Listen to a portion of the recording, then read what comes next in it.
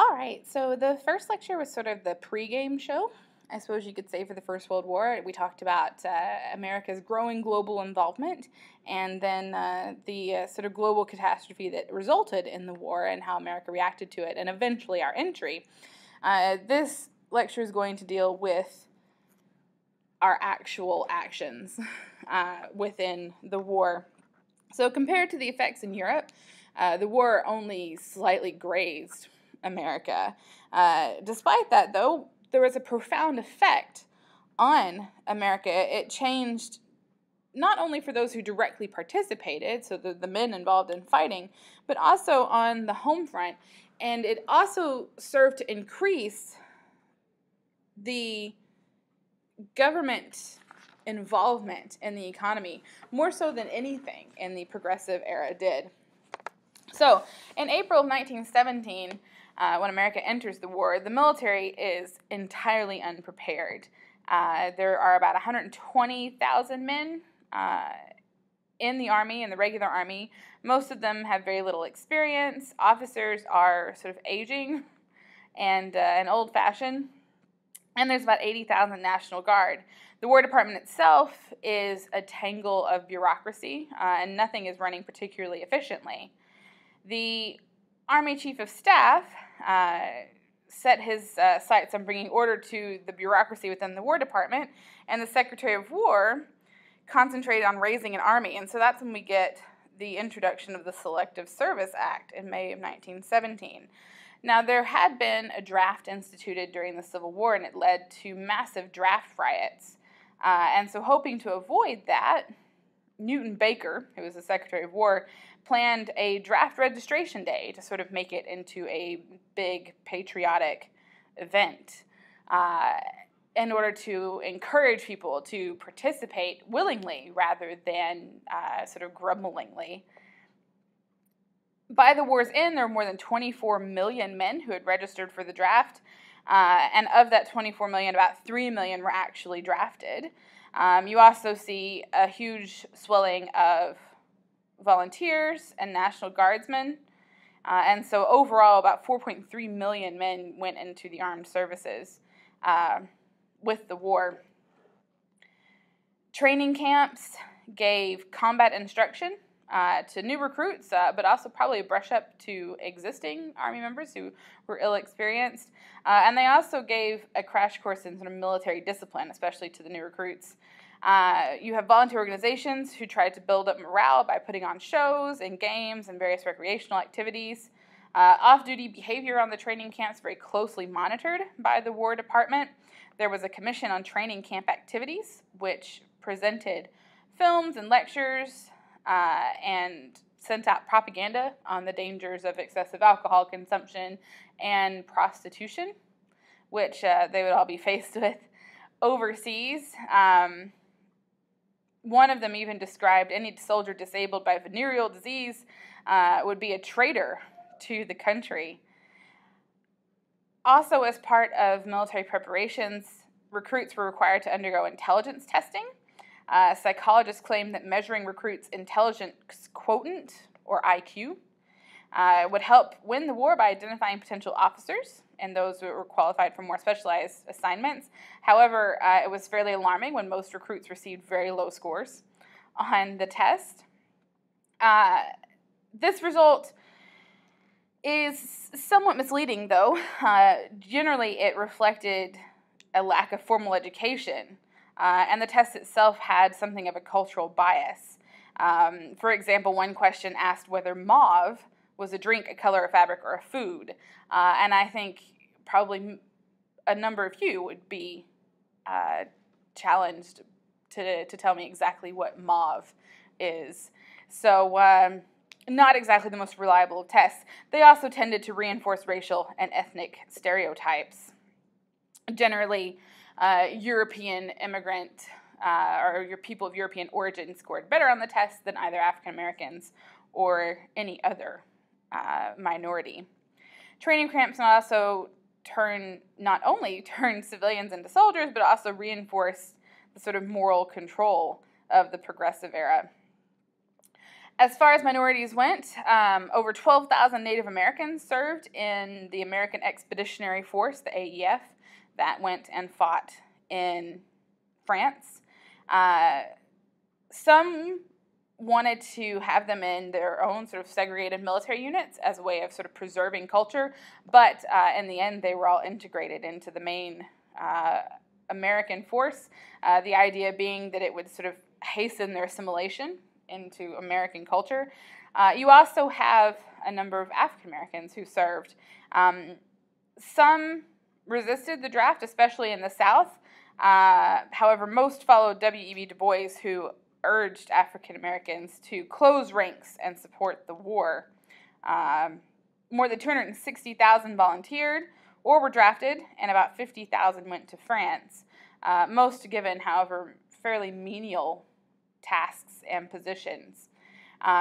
Racism was very prevalent. The Navy only assigned menial tasks to African American sailors, and branches like the Marines excluded them entirely. And most of them endured some kind of abuse at training camps as well.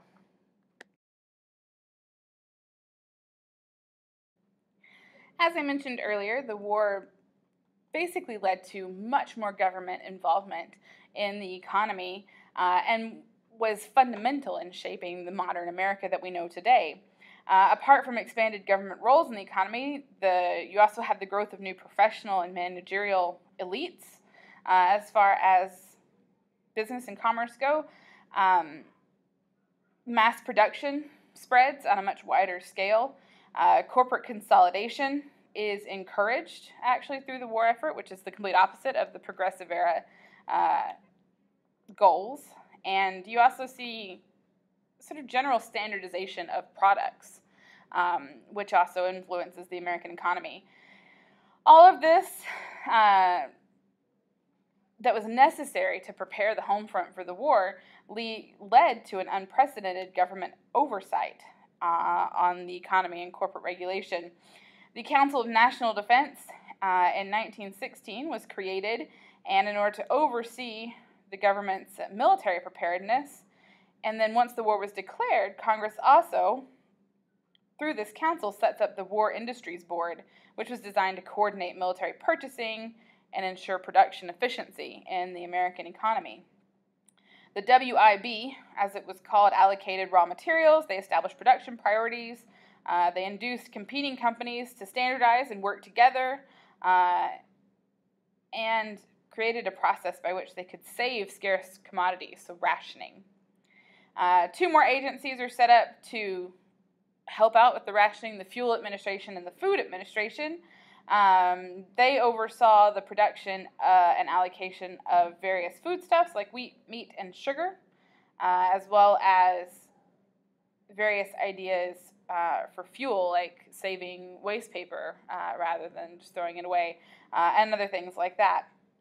These agencies relied very heavily on volunteer cooperation that was reinforced by propaganda, a lot of which we saw in class. So they urged Americans to conserve food. They asked housewives to sign pledges to support things like meatless Mondays or wheatless Wednesdays. They promoted substitutes for scarce commodities. So if you recall, at least in one of the classes, we saw a poster where it was encouraging people to eat cottage cheese instead of various meat products to get their protein. That sort of activity, encouraging substitutes. You also have the Women's Land Army, which recruited women to help replace male farmers so as they could keep the national food supply on a fairly steady keel. Nearly 5,000 government boards were created overall in order to supervise home front activities. The National War Labor Board resolved labor and management disputes. Railroad Administration kept the rails running efficiently. There was one instance where there was a railroad tie-up, and it was threatening to stop the flow of supplies. The administration stepped in and basically turned competing systems into one national railroad. American business, which was sort of generally criticized by the progressive reformers, were utilized very actively during the war emergency and used the war itself to improve their image. Executives would run regulatory agencies, factory owners would distribute propaganda, and trade associations would coordinate their war production. So trying to improve the patriotic image of these businesses. As I mentioned before, this also led to an increase in corporate consolidation, so the exact opposite of what the progressives were aiming for. The government was encouraging cooperation and mergers in order to help business run more efficiently so that the war effort could be supported in this way. Despite tax increases and things like that, the war was very good for business. Profits soared immensely. And it also helps to dispel more firmly the old laissez-faire suspicion of government involvement in the economy. Regulatory agencies, however, disappeared fairly quickly after the war, but their influence remained for some time afterwards. So some of these will look familiar, these posters here, but this is just another look at the kind of propaganda. These both coming from the Food Administration, urging people to save the national food supply. The one on the left, which says sow the seeds of victory, is encouraging people to plant their own gardens so as to not drain the national food supply, draw it away from the troops who need it more. And then the one on the left, which we talked about at least in one of the classes, aimed directly at immigrants and featuring a bit of a guilt trip, saying you came here for freedom, now you have to help defend it. Don't use rare or important commodities. This one specifically referring to wheat, that it needs to be saved for the Allied cause. And so you can see the immigrants as they're coming in to New York Harbor. You can see Ellis Island in the background with a nice red, white, and blue rainbow over the top. So drawing on the patriotic feeling of immigrants as they come into the country as well.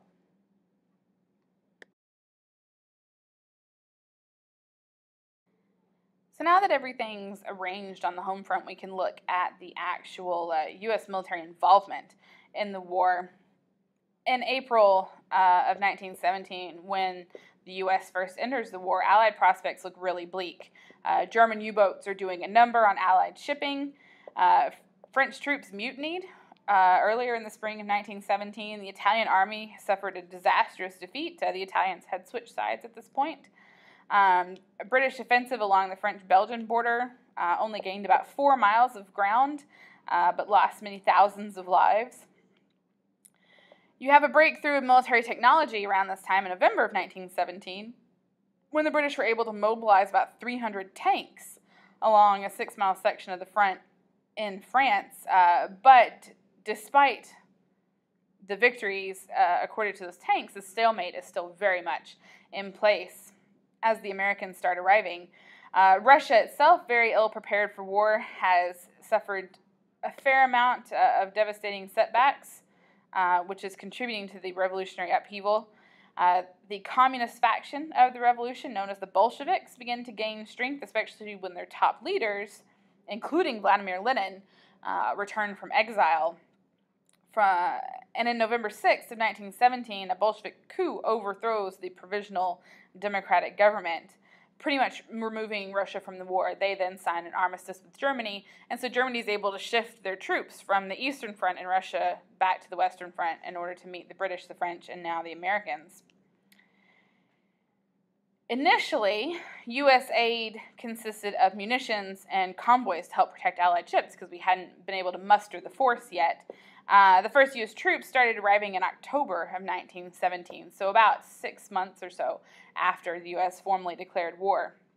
Eventually, though, about 2 million soldiers make it to France under the command of General John Pershing, who led the incursions into Mexico earlier. Most of the men in the AEF were excited to go to war in France. They found it to be a great adventure. As they arrived in France, they were put onto freight trains, who then took them to the front, and where they began the routine of sort of marching and waiting for battle to commence. I mentioned before about minorities joined and went over. African Americans with the AEF worked mainly as mess boys or laborers or cargo handlers. All menial tasks, most of them not invited or included as combat fighters. Some Americans in the force actually encouraged their European allies to treat them as inferiors, sort of trying to project America's racial biases. However, the French, at least, refused to do so. Most African Americans who served behind the front lines, like I say, all of them doing menial tasks, but you do have some regiments, all black regiments, notably the 92nd and the 93rd Infantry Divisions, who saw actions mostly under French command. And in fact, French military honors were given to one entire infantry regiment and then various other individuals for their bravery. German propaganda also aimed at U.S. African soldiers, urging them to defect. However, none of them took up on that. Another big part of the First World War, especially later, was airplanes were first introduced as actual war machines. This was about 15 years after the first flight of the Wright brothers, and German Allied planes are now dropping bombs, reporting troop movements, and engaging in aerial dogfights. The most famous of the German aviators at the time was the Red Baron. He downed 80 Allied planes before his luck finally ran out in April of 1918. But as early as 1916, American volunteers were joining French air units and participating even without a formal declaration of war. The U.S. Army's Air Corps were established early in 1918.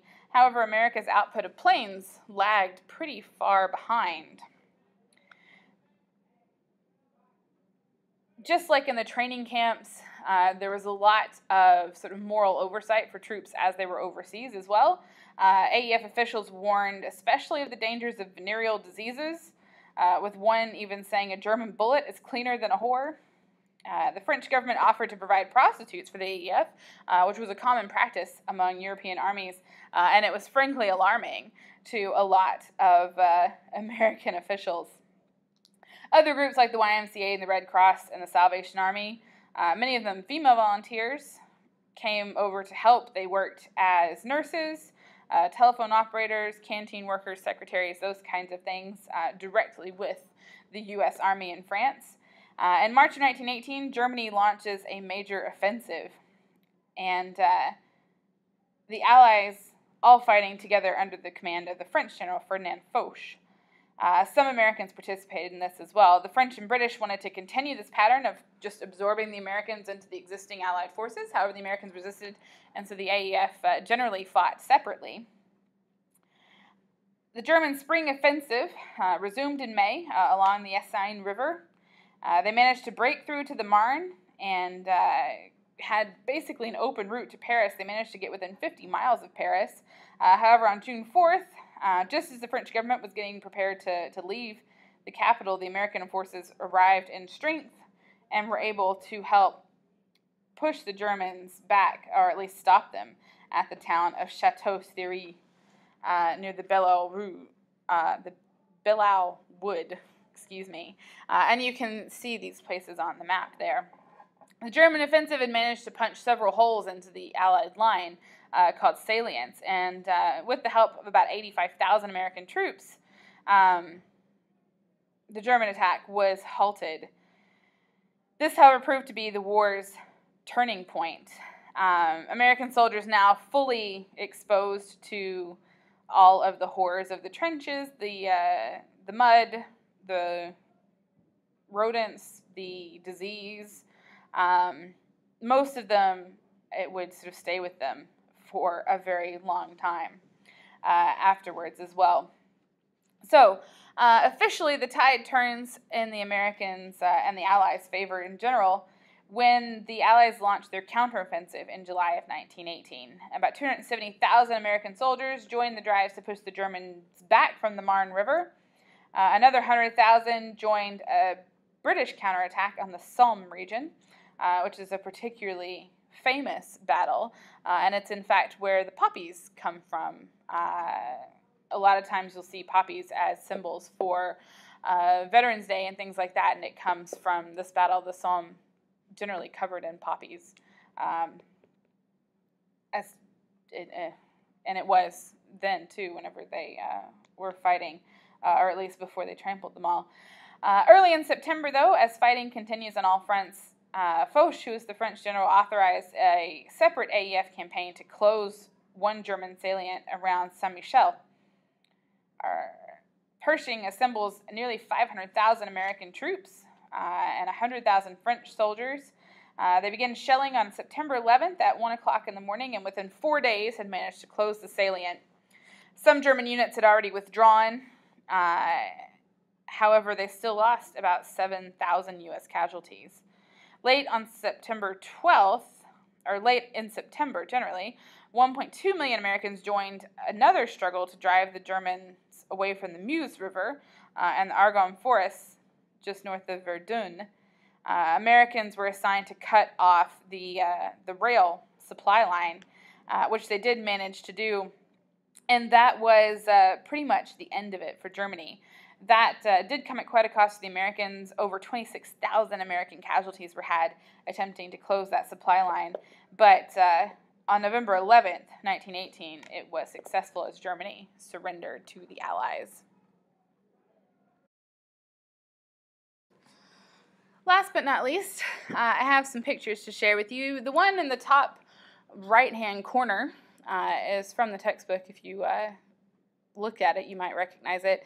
It shows American soldiers attempting to gain ground on the trenches, and it gives you a nice picture of just how desolate the no man's land between trenches was, and how horrible the conditions are.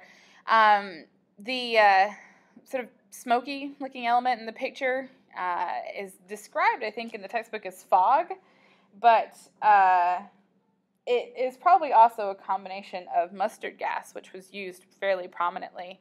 A regular part of the kit for World War I soldier was a gas mask, because the Germans used mustard gas, and the Allies used it as well, pretty extensively. And you have a lot of soldiers who fought in the First World War and suffered the effects of mustard gas well after they left the fields of France. The other two pictures are pictures that I took personally.